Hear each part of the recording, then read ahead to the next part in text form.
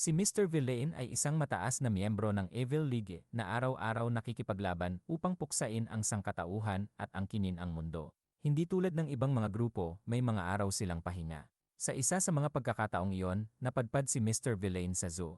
Habang pumipila ang general para makita ang mga panda, inamin niya na nagsisimula ang kanyang mga araw ng pahinga sa isang masarap na hapunan at isang kasiyahan para sa mga mata. Gustong-gusto niyang bumisita sa zoo at manood ng mga panda. Habang kinukunan niya ng sunod-sunod na mga litrato ang mga hayop, nalilito ang mga bata. Isa sa mga batang pilyo ang tinawag siya at sinabing sobra na siya, ngunit binaliwala niya ang bata, abalang-abala sa pag-iisip kung paano paramihin ang populasyon ng panda kapag nawala na ang mga tao. Pagkatapos makuha ang litrato, umalis siya upang maiwasang mapansin ng kanyang mga kasamahan. Ngunit sa araw na ito, kailangan ding bantayan ni Mr. Villain ang mga Rangers. Mga hangal na pinipilit kalabanin ang Evil League sa lahat ng paraan. Kinikilala niya ang kanilang kakayahan dahil madalas manalo ang mga Power Rangers kapag nakakaharap niya sila. Gayunpaman, hindi kailanman sasalakay ang general sa kanyang araw ng pahinga. Biglang may tumapik sa kanyang balikat. Paglingon niya, may isang binata na humula na si Mr. Villain ay miyembro ng Evil League dahil naramdaman niya ang kapangyarihan ng kontrabida. Natutuwa ang sundalo na natagpuan siya habang nagpapatrolya at ipinakilala ang sarili bilang si Ranger Dawn Red. Hinamon niya ang kontrabida sa isang labanan at nabigla nang magmungkahi ang general ng isang pansamantalang tigil putukan. Inamin ng kontrabida na mahal niya ang mga panda at ayaw niyang lumaban sa harapan nila dahil matatakot ang mga ito. Inamin din ng Ranger na gusto niya ang mga nilalang. Napansin ng general ang mga tiket ng aquarium sa palad ng Ranger at pinaghinalaang napunta lang ito sa zoo nang hindi sinasadya. Inamin ng Ranger na may kalokohang pakiramdam siya ng direksyon. Dinala siya ni Mr. Villain sa istasyon ng tren at itinuro kung paano makarating sa aquarium. Pagkatapos ng araw sa zoo, nagtungo si Mr. Villain sa convenience store. Habang pumapasok, nakita natin kung ano ang itsura niya kapag nasa tungkulin kumpara kapag day off. Binati siya ng tindera habang nag-aayos ng mga magasin at napansin niya ang isang limited edition magazine na may panda. Bumili siya ng black coffee at ilang cup noodles, ngunit hindi niya mahanap ang red sweet potato soft serve sa aisle ng ice cream. Pinalitan ito ng strawberry matcha bar. Habang hinahanap niya ang kanyang paboritong produkto, unti-unti siyang nagagalit. Napansin ng tindera ang kanyang pagkadismaya, ngunit umaasang pipili siya ng iba. Pinili ni Mr. Villain ang matcha bar at nanumpang paparusahan ang sangkatauhan kung hindi masarap ang lasa nito. Nang oras na para magbayad, natutuwa ang tindera na pumili siya ng alternatibo. Kinausap siya ng tindera at sinabing magugustuhan niya ito. Nag-aalala ang babae sa kanyang katahimikan, ngunit nakahinga ng maluwag ng sabihing. Susundin niya ang kanyang payo. Umuwi siya, tinikman ang ice cream, at nasarapan. Naisip pa niya na baka iwanan niyang huling wasakin ang tindahan kapag winasak na nila ang sangkatauhan. Nagising si Mr. Villain sa isa pang araw ng pahinga at sinilip ang kanyang refrigerator, ngunit itlog at gatas lang ang meron siya. Pagkatapos niyang kumain ng agahan, naalala niyang na-in-love siya sa mga panda noong bumisita siya sa zoo upang pag-aralan ang mga hayop sa mundo at alamin kung may pasilidad ng eksperimento ang mga tao doon. Natapos ang araw na siya ay isang malaking tagahanga ng mga panda at iba pang mabalahibong nilalang. Natapos ang kanyang pagbabalik tanaw at nagtungo siya sa grocery. Hinarap siya ni Red pagkapasok niya. Nagpasalamat ang ranger sa kanya sa tulong noong huli silang nagkita at inabutan siya ng kahon ng panda cookies bilang pasasalamat. Kinuha niya ang mga biskwit at umalis. Nagtataka ang ranger kung may bisa pa ang tigil putukan sa araw na yon. Hindi siya. Pinansin ni Mr. Villain at pumasok sa tindahan. Inaalala na hindi siya nagtatrabaho sa kanyang mga araw ng pahinga. Kinagabihan, inisip niya kung gaano niya pinahahalagahan ang kanyang libreng oras higit sa lahat. Dinagdag niya ang kalidad ng tulog sa listahan ng mga kailangang-kailangan, ngunit ang pinakamahalaga ay iwasan ang trabaho hanggat maaari. Galit na galit siya ngayon dahil nagtrabaho siya buong linggo at inaasahan niyang kumain ng curry sa kanyang araw ng pahinga, ngunit ang shop ay nag-alok lang ng extra spicy na bersyon, hindi ang mild. Hindi niya ito makain at sobrang iritado na mukhang malapit na siyang magwala. Ngunit, sa kabutihang palad, isang panda special ang nagsimulang ipalabas sa TV na nagpatahimik sa kanya. Inamin pa niya na sa araw na yon, ang kakyutan ang nagligtas sa mundo. Sa isa pang araw ng pahinga, pumunta siya sa mall at biglang may humawak sa kanyang coat. Akala niya ito ay isang kalaban, ngunit nakita niyang si Mugi at Sora ang tumatawag sa kanya ng daddy. Habang mahigpit na hinahawakan ang kanyang coat. Ngunit alam ng mga bata na hindi siya kanilang ama. Di nagtagal, si Mr. Villain ay dinala sa food court kung saan gustong-gusto ng mga bata ang ice cream. Nang tanungin niya kung itinuro ng kanilang mga magulang na huwag tumanggap ng pagkain mula sa mga estranghero, sumagot sila ng hindi. Habang sila ay lumalapit, sinabi niya sa kanila na makakatanggap sila ng kanilang ice cream sa mga tasa sa halip na cones dahil mas ligtas kung mahuhulog. Tumutol ang mga kabataan na nagsasabing mas cool ang cones at matapos ang isang maikling pagtitig, nag-concede si Mr. Villain at bumili ng ice cream cones para sa kanila. Pinayuhan niya silang huwag mahulog ang kanilang ice cream. Inisip ng attendant na siya ang kanilang ama at mumiti habang pinagmamasdan ang kanilang pakikipag-ugnayan. Tiniyak ni Mr. Villain sa mga bata na sila'y diretsyo nang pupunta sa Lost Children's Center. Masiglang nagpasalamat ang mga kambal na nagpapakita na siya ay isang estranghero at hindi kanilang ama. Sa isang maikling sandali, ang ekspresyon ng server ay puno ng takot. Binalaan ng general ang mga bata na huwag siyang tawagin. Ganun sa publiko, bumaligtad ang server at nagbuntong hininga ng ginhawa nang marinig si Mugi na nagsabing nagbibiro lang siya. Habang naglalakad sila patungo sa Lost Children's Center, nahulog ang ice cream ni Sora at nagsimula siyang umiyak. Iminungkahi ng kanyang kapatid na bilhan siya ni Mr. Villain ng krepe para mapagaan ang kanyang loob. Nakiusap sila, tinatawag siyang Mr. Xomi, estranghero na hindi aming ama ng malakas, na nakakuha ng atensyon ng ibang mga mamimili na nagbubulungan sa kanilang sarili. Humiling siya sa mga bata na huwag siyang tawagin sa ganitong paraan. Matapos mapagaan ang loob niya, dinala niya sila sa lugar ng Lost Children kung saan nagpaalam sila. Sinabi niya sa kanila na manatiling malapit sa kanilang ama mula ngayon. Sigurado ang general na hindi na sila magkikita muli dahil sa oras na sila ay lumaki, ang sangkatauhan ay maglalaho. Ngunit nanumpa siyang aalalahanin ang init ng kanilang maliliit na kamay. Habang umalis si Mr. Villain, nagbago ang ugali ni Mugi at Sora. Napansin ng batang babae na hindi siya kasing sama ng inaasahan niya. Sinabi ng kanyang kapatid na kahit ang mga kaaway ay may iba't ibang uri ng karakter. Inilahad nila na nag-aaral lang sila tungkol kay Mr. Villain sa ngayon at ang kanilang susunod na pagkikita ay magiging iba. Nagtanong si Red sa kanilang pag-uusap at nagpasalamat sa kanilang pagdating. Na-impress ang mga bata na nagawa niyang makahanap ng Lost Children's Center mag-isa. Ang attendant ng ice cream, nang makita ang mga bata na umaalis kasama si Red, ay nagulat nang malaman na hindi si Mr. Villain ang kanilang ama. Sinabi ng kambal sa kanya na kailangan nilang umuwi o kung hindi ay mag-aalala sina Blue at Pink. Samantala, si Mr. Villain ay na-distract sa isang pop-up panda fair at nagpasya na bilhin ang lahat ng uri ng merchandise na available. Isang bagong recruit ang dumating sa headquarters ng Evil League, sabik na simulan ang trabaho sa organisasyon. Ang sundalo ay labis na tuwang-tuwa na naitalaga siya sa hukbo ni Mr. Villain, ngunit pinapayagan lamang siyang tawagin siya bilang General. Bigla, pumasok sa opisina ni Mr. Villain ang kanyang katrabaho at inalok siyang makasama sa lunch sa cafeteria. Binalaan niya ito na umalis na sinabing abala siya. Naiinis siya dahil may baby panda unveiling sa zoo habang siya ay nagtatrabaho. Pero humupa ang kanyang inis nang tumingin siya sa cute na larawan ng baby panda. Pagkatapos, pumasok siya sa opisina ng grupo at napansin ang bagong kasapi na nagtatrabaho. Tiniyak na tapos na ang shift, pinauwi niya ito. Gayunpaman, ang rookie ay sabik na matapos ang sebanyak ng trabaho na posible. Tinignan ng general ang mga papeles at napagtanto na karamihan sa mga ito ay hindi kadyat.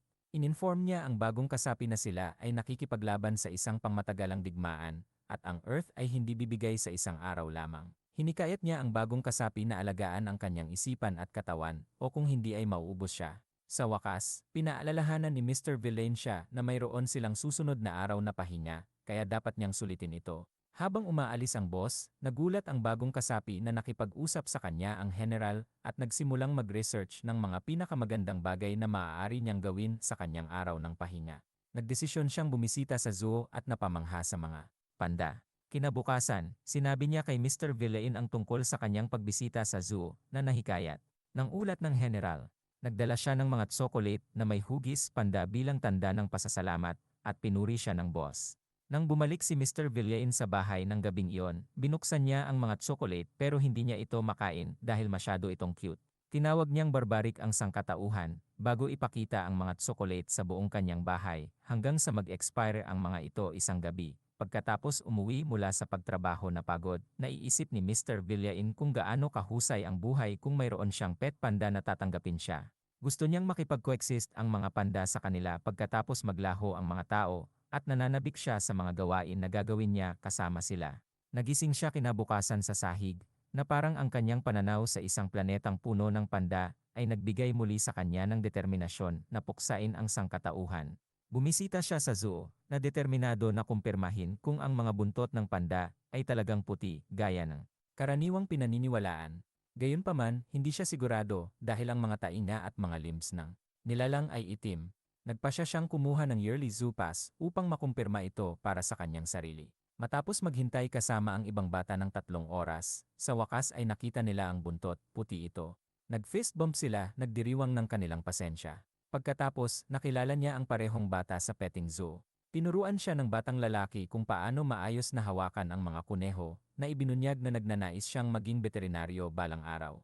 Kinabukasan sa trabaho, dumaan ang rookie sa opisina ng general, na nag-akalang siya ay nagbabalak kung paano puksain ang sangkatauhan batay sa nakatuong ekspresyon sa kanyang mukha. Sa katunayan, si Mr. Villain ay nag-isip kung paano niya mapapaniwala ang league na payagan ang mga kuneho sa lugar ng trabaho. Dumating ang isa pang araw ng pahinga at nakatagpo siya kay Red habang pauwi mula sa tindahan. Sinubukan ulit siyang atakihin ng ranger, ngunit tumanggi si Mr. Villain dahil siya ay off-duty. Ipinaliwanag niya kay Red na may hawak siyang mga itlog na balak niyang gamitin sa isang pagkain. Umamin si Red na gusto niya ang hot spring eggs, kaya nauunawaan ito at umalis. Matapos ang ilang sandali, bumalik si Mr. Villain na may dalang payong at coat para kay Red at ipinakita rin ang daan pabalik sa train station. Nagulat ang walang silbi na bayani na hindi pa rin nakikipaglaban ang masamang tao. Umalis ang general, sa kaalamang sa kaibuturan, ayaw niyang magkaroon ng anumang problema sa kanyang minamahal na araw ng pahinga. Nagising si Mr. Villain pagkatapos ng isang magandang tulog ngunit nagrereklamo kung gaano kalamig ang lugar. Pinindot niya ang init at kinuha ang kanyang telepono. May countdown na lumalabas sa kanyang screen bago magsimulang mag-stream ang isang palabas na may temang baby panda. Ang kanilang mga cute na kilos ay nagpasaya sa kanya sa malamig na umaga na ito. Gayunpaman, isang tawag mula kay Rooney ang nakagambala sa kanyang saya. Ang kanyang mukha ay nalungkot habang naaalala ang lahat ng beses na nainis siya kay Rooney sa trabaho. Tinapos niya ang tawag at bumalik sa kanyang palabas. Sa kabila nito, patuloy na tumatawag si Rooney. Na-frustrate, sa wakas ay sumagot si Mr. Villain at sinabi sa kanya na hindi siya pinapayagang tumawag sa kanyang araw ng pahinga. Lumabas ang hologram ni Rooney, ngunit nagtataka siya kung bakit hindi nakikita ang general. Binalaan ni Mr. Villain na maghahang up siya sa loob ng 2 segundo kung hindi makakapunta si Rooney sa punto. Sa panic, sinabi ni Rooney na ito ay tungkol sa isang earth monster na nagbigay ng interes kay General. Ipinaliwanag ni Rooney na siya ay nag-imbestiga sa isang halimaw na lumalabas tuwing taglamig at umaatake sa mga tahanan ng tao. Ginagamit nito ang init upang akitin ang mga biktima bago sila itrap sa kanyang tiyan. Natukoy ni Mr. Villain na kumakain ito ng mga tao at naniniwala siyang makikinabang ito sa kanilang kalamangan. Sumang-ayon si Rooney, ngunit ibinunyag na habang nag-imbestiga, siya ay kinain mula sa bewang pababa ng halimaw. Tinanong ng General si Rooney kung nasaan siya, at sumagot si Rooney na siya ay nasa control room. Nagulat si Mr. Villain nang malaman na ang kanilang headquarters ay nahawakan na. Tumalon siya mula sa kama at sinabi kay Rooney na humawak lang siya hanggang sa dumating siya. Nakiusap si Rooney na dalhin ng General ang ilang mandarin oranges, dahil mahalaga ito sa pakikitungo sa halimaw at nakalimutan niyang maghanda ng ilan. Si Mr. Villain ay naniniwala na dapat mong gawing abala ang iyong kalaban gamit ang kanilang paboritong pagkain. Sa kabutihang palad, bumili ang general ng isang kahon ng mga kahel. Noong nakaraang araw batay sa payo ng isang lokal na babae, kinuha niya ang pakete at tumakbo palabas ng pinto, sinisumpa ang mga tao habang siya ay lumilipad sa himpapawid. Nang makarating siya sa punong tanggapan, binukas niya ang pinto ng control room habang sumisigaw ng pangalan ni Rooney. Gayunpaman, si Rooney ay komportable na nakaupo sa ilalim ng kotatsu, isang mesa na may pampainit at kumot upang panatilihing mainit ang mga tao. Si Rooney, na walang hiya, ay napaluha sa tuwa dahil nailigtas siya ng general. Gusto niyang matutunan kung paano siya makakalaya mula sa tinatawag niyang halimaw ng taglamig. Sa kabila ng kanyang pagnanais na tumayo, ayaw niyang iwanan ang init dahil matagal na siyang nangangailangan na gumamit ng banyo. Si Mr. Villain ay natigilan saglit bago kinuha ang kanyang kahon ng mga kahel at pumasok. Napansin ni Rooney na hindi na niya siya nakita na nakalugay ang buhok sa loob ng mahabang panahon. Si Mr. Villain ay simpleng binigti siya sa ulo dahil sa kanyang maling pahayag, hindi nagtagal, natagpuan ng general ang kanyang sarili sa tiyan ng halimaw kung saan pinapakain siya ni Rooney ng mga kahel. Nang sumunod na gabi, narinig ni Mr. Villain ang isang babae na sinasabi sa kanyang asawa kung gaano kaadorable ang kanyang mga limitadong edisyon na panda bones. Ito ay nagpasiklab ng kanyang interes, kaya't nanatili siya upang makinig pa. Ipinahayag niya na ang mga panda bonds ay available sa isang malapit na convenience store at ipinahayag ang kanyang pagnanais na makakain ng marami hanggat maaari dahil ito ay panahon ng mga Chinese bonds. Hiniwa niya ang panda bun sa kalahati at ibinahagi ito sa kanyang kasintahan. Ang magkasintahan ay umalis, nag-enjoy sa kanilang merienda, hindi alam na nakagawa sila ng malaking pagkakasala sa paghahati ng panda sa harap ni Mr. Villain. Pumasok siya sa convenience store at tahimik na tiningnan. Ang mga panda buns, iniisip kung paano sila nahati. Sumama sa kanya ang attendant habang siya ay nakatayo roon nalulumbay. Masayang ipinaalam ng attendant na may special edition panda buns na available ngayong buwan. Binanggit kung gaano kamasarap ang mga ito, ngunit sayang naman daw kainin dahil napakaganda nilang tingnan. Umalis si Mr. Villain, relieved na nauunawaan ng attendant ang dilema ng panda bon. Nagdesisyon siyang kailangan niyang mag-ipon ng lakas ng loob upang kainin ang mga ito. Bumalik siya sa tindahan sa ibang araw at nagsimula sa mga orihinal na pork buns, ayon sa rekomendasyon. Si Mr. Villain ay kumuha ng isang kagat sa paglabas ng pamilihan, at ang lasa ay tumama sa kanya na parang truck sa susunod na araw. Unti-unti niyang tinikman ang iba't ibang uri ng buns na available, at habang papalapit siya sa pangunahing paksa, unti-unti rin siyang kinakabahan. Matapos ang ilang araw ng pagtuturo sa pagkain ng buwan, handa na siyang subukan ang panda buwan. Ngunit natuklasan niyang napalitan ito ng isa pang uri. Tahimik na umalis si Mr. Villain na hindi bumibili ng anuman sapagkat nag-ipon na siya ng lakas ng loob upang kainin ang panda buwan kinabukasan. Nagising ang general na may mga Chinese bonds sa kanyang isip. Pumunta siya sa kusina at sinunod ang mga tagubilin upang ihanda ito. Ibinabad ang bond bago balutin ito sa isang plato. Itinakda niya ang kanyang microwave sa 1 minuto. Sa sandaling magring ang timer, binuksan niya ang pinto upang tingnan ito at nadismaya siyang makita itong ganap na natuklap. Nahulog siya sa sahig sa kawalang pag-asa, ngunit inamin na ito ay lasang tunay. Samantala, sa punong tanggapan ng Rangers, si Red ay nahaharap sa katulad na problema sa kanyang pork bone at nahulog din sa sahig sa kawalang pag-asa. Komento ni Mugi na masyado itong mahigpit ang pagkakapabalot at si Sora ay nalulungkot para sa Meatbone, naniniwalang nais nito sanang kainin sa kanyang orihinal na malambot na anyo, ngunit ngayon ay naging plain pancake na. Ang maikling talumpati ni Sora ay nagpasimula kay Red na makaramdam ng guilt na nagdulot sa kanya na umiyak. Ang dalawa ay naglabas ng isang natatanging lalagyan para sa paggawa ng dumpling na nangangako na gagawa ng malambot na beef bones. Si Mr. Villain ay bumili rin ng isa at humanga sa kung gaano ito kahusay sa pagpapanatiling malambot ng bon. Sa labas, napansin ni Mr. Villain ang ilang bata na gumagawa ng snow bunnies.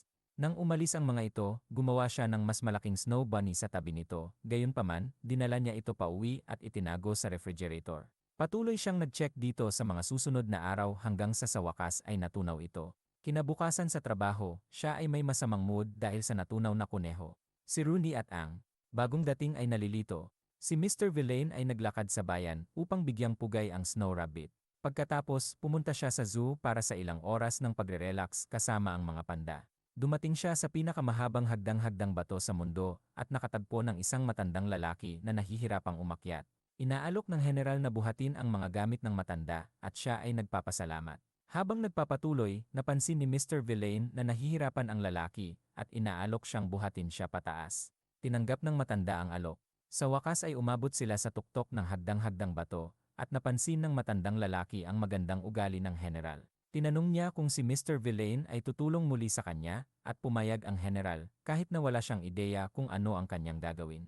Ibinaba niya ang matanda at kumaway ang matandang lalaki sa kanya. Naniniwala si Mr. Villain na ang matandang lalaki ay si Nell at malamang ay inisip siyang apo.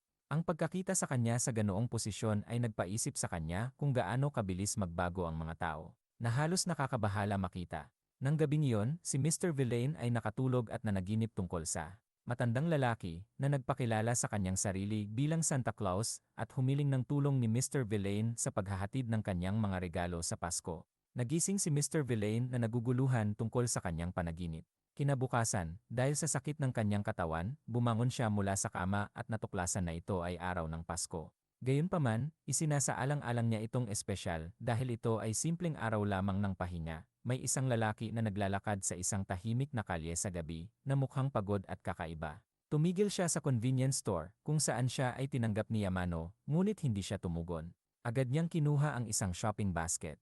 Nagsimula siya sa trabaho noong nakaraang tag-init at umaasa na mamuhay mag-isa sa kauna-unahang pagkakataon. Umaasa din siyang makipag-inuman kasama ang kanyang mga kaibigan. Sa dulo ng araw, balak niyang magpunta sa Irian at maglakbay sa mga masayang lugar sa kanyang mga araw ng pahinga, kahit gaano pa siya umaasa. Dito, wala na siyang enerhiya upang gawin ito. Napakatamad niyang gawin ang kanyang labada at wala siyang sapat na pera upang magluto para sa kanyang sarili. Ayaw niyang magpatuloy sa ganoong paraan, ngunit ginawa pa rin niya ito na nagdulot sa kanya ng pagka-depress sa kung gaano siya kasama. Naglagay siya ng ilang bagay sa kanyang basket at habang naglalakad siya sa susunod na isla, nakita niya si Waramono. Si Waramono ay naggangalit at nakatitig sa isang bahagi ng shelf. Si Lazy Guy ay natakot, nakita si Waramono na natatakpan ng nakakatakot na madilim na aura. Nagsimula siyang maniwala na totoo ang mga bulong-bulungan tungkol sa mga mapanganib na tao na naglalakad sa downtown. Nagpasya siyang panatilihing distansya mula kay Waramono, ngunit dumaan si Yamano at nawala ang aura ni Waramono. Tinanggap ni Yamano si Waramono at nagulat ang Lazy Guy na makita silang magkaayos. Tinanong ni Waramono si Yamano kung bakit wala ang mga Chinese bonds sa shelf at sinabi niya sa kanya na inalis nila ang mga ito dahil natapos na ang panahon ng promosyon. Nabigo si Waramono nang marinig na hindi niya makuha ang kanyang treat pagkatapos ng trabaho. Nagmungkahi si Yamano na bigyan niya ang kanyang sarili ng ilang bagong frozen treats dahil wala ng bonds at humingi siya sa kanya na ipakita sa kanya ang daan. Umalis si Yamano at sinundan siya ni Waramono. Nagsimula ang Lazy Guy na magnilay-nilay sa kanyang buhay at sa kanyang negatibong pag-isip. Kahit na alam niyang may ilang bagay na hindi niya magagawa, nagpasya siyang ipagdiwang ang kanyang pagiging masipag. Tumingin siya sa kanyang basket at mumiti, nagdesisyon na kumuha ng ilang puding bilang gantimpala. Dinala niya ito kay Yamano na nag-pack up para sa kanya. Pinuri siya niya sa pagtatapos ng isang araw ng mabuting trabaho at nagpapaalam, ibinibigay ang kanyang binili. Umalis siya sa tindahan na masaya dahil naipagkaloob niya ang sarili. Patuloy sa kanyang paglalakbay pauwi, pinuri niya ang sarili para sa pagiging masipag. Kinabukasan, bumalik siya sa convenience store muli at sa pagkakataong ito ay kumuha ng cherry blossom pudding. Sinabi sa kanya ni Yamano na kakarating lang ng mga cake at nagkakaroon ang tindahan ng cherry blossom themed promotion. Ipinahayag niya ang iba't ibang treat na may lasa ng cherry blossom at tinanong niya siya kung masarap ang pudding. Sinabi niyang paborito niya ito at masayang idinagdag niya ito sa kanyang cart. Si Waramono ay pumili ng gatas na may lasa ng cherry blossom at tinikman ito habang naglalakad pa uwi, nagulat sa lasa. Habang siya ay dumadaan sa isang cherry blossom tree sa kanyang daan pauwi, nahuli niya ang isang nahuhulog na dahon at inilagay ito sa kanyang bibig upang ikumpara ang lasa na nagtamo ng kasiyahan. Kinabukasan, ang Lazy Guy ay nasa convenience store, nag-iisip kung anong treat ang kukunin para sa kanyang sarili. Tumingin siya sa mga pagpipilian sa tindahan nang pumasok si Waramono. Tinanggap siya ni Yamano at binanggit na nag-alala siya na hindi siya makapunta sa convenience store sa araw na yon. Ang Lazy Guy ay nagulat pa rin kung gaano sila kaayos. Si Yamano ay tungkol nang sabihin kay Waramono ang isang seryosong bagay ngunit tila medyo nag-aalangan. Pagkatapos ay masiglang sinabi niya sa kanya na kakarating lang ng mga bagong produkto ng ice cream na hindi inaasahan ng Lazy Guy. Si Waramono ay lumapit ng malapit at tinanong siya ng higit pang impormasyon na parang ito ay isang lihim. Pinangunahan siya ni Yamano patungo sa mga bagong produkto, habang ang Lazy Guy ay ibinabalik ang kanyang atensyon sa kung ano ang gusto niyang kunin. Ayaw masyadong tumitig upang hindi maging bastos. Pinangunahan ni Yamano si Waramono sa isang storage unit na malapit sa Lazy Guy at ipinakita sa kanya ang bagong koleksyon ng tindahan. Inirekomenda ang isang lasa. Sinubukan ng Lazy Guy na huwag makialam ngunit hindi niya mapigilan ang pag-eavesdrop sa sinasabi ni Yamano. Sinabi niya kay Waramono ang tungkol sa isa pang lasa na mayroon ang tindahan na nagsusulong na magiging maganda itong snack para sa kanya. Tiningnan ni Waramono ang dalawang bagong lasa ng ice cream at sumang-ayon kay Yamano na sinabing mukhang masarap ang mga ito. Nagdesisyon siyang kumuha ng isang lasa, ngunit inirekomenda ni Yamano ang isa pa. Humingi siya ng tawad sa pagbibigay ng maling hula sa kanyang preference.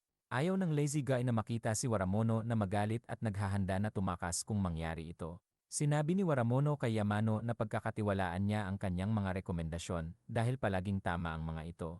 Nagpasya siyang bumili ng parehong lasa at gumawa ng taste test upang matukoy kung aling isa ang gusto niya.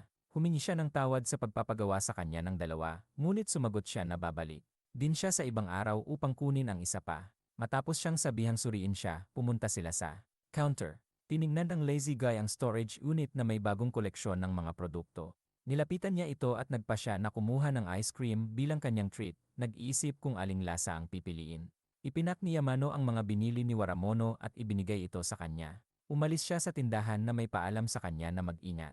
Sa wakas, nakapili na ang lazy guy kung ano ang kukunin, pinili ang parehong lasa mula sa bagong koleksyon ng ice cream at dinala ang mga ito sa counter. Nagulat si Yamano na kumuha siya ng parehong lasa at nag-pack up para sa kanya. Si Waramono ay umuwi na masaya, umaasang magdesisyon kung aling lasa ang susubukan muna, na alam na mayroon siyang buong araw upang gawin ang pagpili. Kinabukasan ay araw ng pahinga para sa kanya. Bagaman siya ay isang mataas na opisyal ng Evil Ligues na araw-araw na nakikipaglaban upang lipulin ang sangkatauhan, na nagplano na sakupin ang mundo bilang kanilang tahanan pagkatapos ng pananakop. Nito, nagpasya siyang maghanap ng calf upang subukan ang latte art, isang bagay na hindi niya alam. Noon, nakahanap siya ng isang shop at pumasok, tinanggap ng banayad na himig mula sa isang vinyl record player. Umupo siya sa isang mesa sa tabi ng ibang customer, tinitingnan ang brewing stand ng shop, nagtataka kung sila ay nagsasagawa ng ilang anyo ng eksperimento. Tinanong siya ng attendant kung ano ang nais niya, at sinabi ni Waramono na gusto niya ng latte. Nagsimula ang attendant na ihanda ang tasa, at naguguluhan si Waramono sa proseso ng paggawa ng kape. Tinanong niya ang barista kung ano ang makina, at sinabi nitong isang siphon coffee maker ito, na palaging ginagamit ng calf para gumawa ng kape. Nilapitan niya ang ibang customer at ibinuhos ang isang tasa. Nagulat si Waramono nang malaman na may iba't ibang paraan upang gumawa ng kape. Sinimulan ng barista na gumamit ng espresso machine, at hindi nagustuhan ni Waramono ang tunog nito.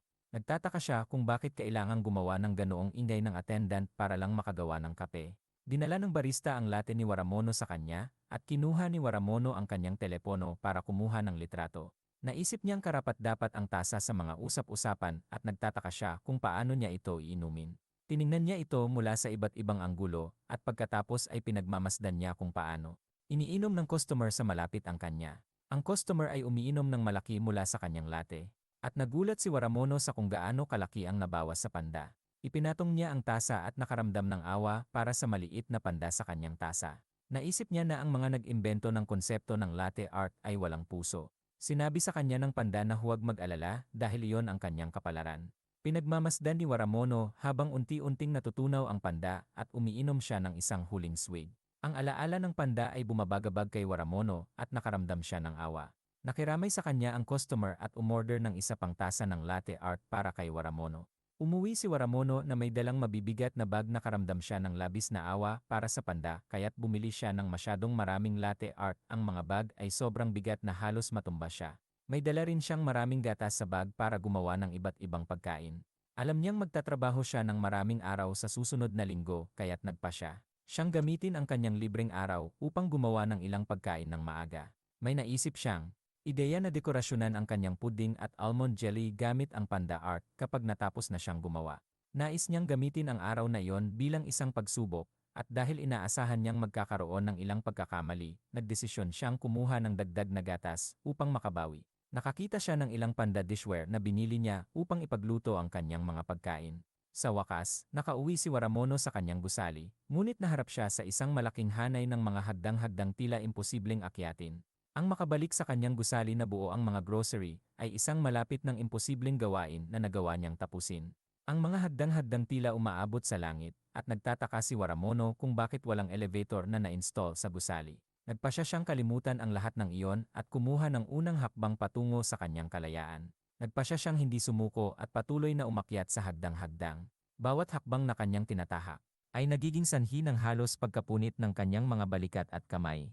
Pinaalalahanan niya ang kanyang sarili sa ideya ng stew na gagawin niya kapag nakarating siya sa tuktok ng hagdang-hagdang. Nanalangin siya sa kanyang mga kamay, binti, at balikat na kumapit habang patuloy siyang umaakyat.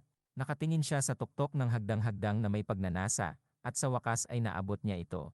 Lumuhod siya upang magpasalamat sa kaluwalhatian ng pagdating sa tuktok ng hagdang-hagdang, ngunit ang tamad na lalaki mula sa convenience store ay nakatayo doon at nakatingin sa kanya ng nakalilito. Nagpalitan sila ng pagbati. Sa kanyang susunod na araw ng pahinga, nagpasya si Waramono na sumunod sa isang tradisyon ng mga tao. Nagpasya siyang pumunta upang makita ang mga cherry blossom na namumulaklak, ngunit nang dumating siya, nahulog na ang mga bulaklak. Naglaan pa siya ng oras upang gumawa ng tanghalian para sa okasyong iyon, at hindi siya makapaniwala na hindi niya napanood ang pagbagsak ng mga bulaklak. Naalala niya nang sabihin ng isang presenter sa TV na ang panonood ng cherry blossoms ng walang baong pagkain ay hindi katulad ng karanasan. Tumingin siya. Sa puno na may pagkadismaya, at saka napansin ang isang maliit na batang babae na pumipitas ng mga nahulog na bulaklak mula sa puno. Nagtititigan sila sa isa't isa sa mahabang panahon ng walang sinasabi. Pagkatapos ay ibinaba ng batang babae ang mga bulaklak at hinablot ang tanghalian ni Waramono na kanyang inaalok.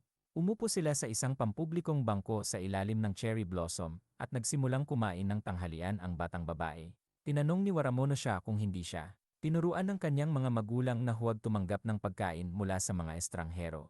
Hindi sumagot ang batang babae, ngunit patuloy siyang kumakain ng tanghalian.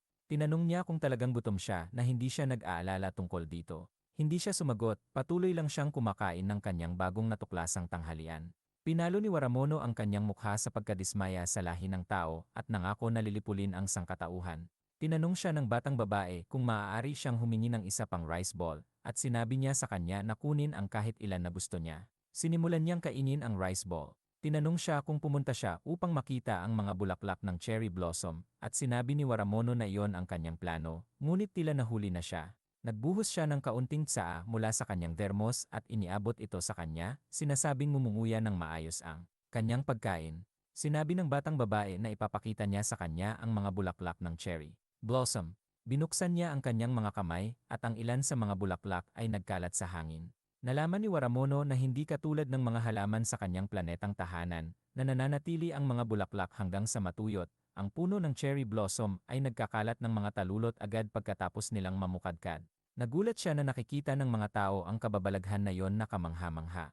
Pinagmamasdan niya ang mga bulaklak ng cherry blossom na lumulutang sa hangin at siya'y nahuhumaling. Sa wakas, naintindihan niya kung bakit mahal ng mga tao ang panonood sa pagbagsak ng mga bulaklak. Sinabi niya sa batang babae na talagang maganda ang tanawin, ngunit wala siyang natanggap na sagot. Lumingon siya upang makita ang isang bundok ng mga bulaklak ng cherry blossom kung saan ang batang babae ay minsang nakaupo.